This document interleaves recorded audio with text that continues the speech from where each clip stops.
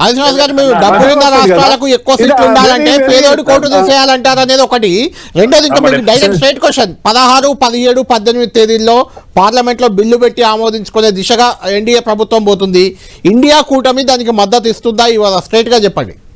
ఇప్పుడు వాళ్ళకి బలం ఉందని ఏం చేస్తారో చూడాలి.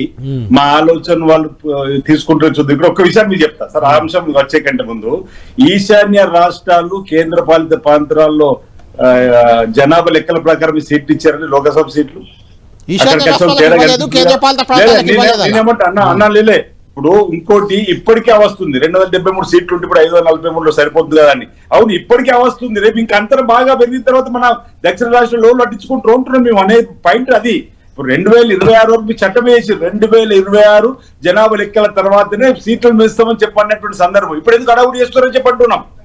ప్రజల పక్షాన ప్రశ్నించేటువంటి అవకాశంలో ప్రయత్నం చేయడం తప్పలేదు కదా. మీరు మద్దతు ఇస్తారా ఇప్పుడు ఈ రెండు బిల్లులకు?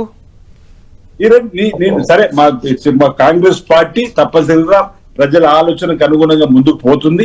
ఈ రోజు మా యొక్క అభిప్రాయాన్ని, మా ఈ దక్షిణాది రాష్ట్రాల యొక్క అభిప్రాయాన్ని తెలంగాణ రాష్ట్ర ముఖ్యమంత్రి రేవంత్ రెడ్డి గారు కళ్ళకు కట్టినట్టుగా ప్రభుత్వానికి చెప్పడం జరిగింది, నరేంద్ర మోడీ గారికి చెప్పడం జరిగింది.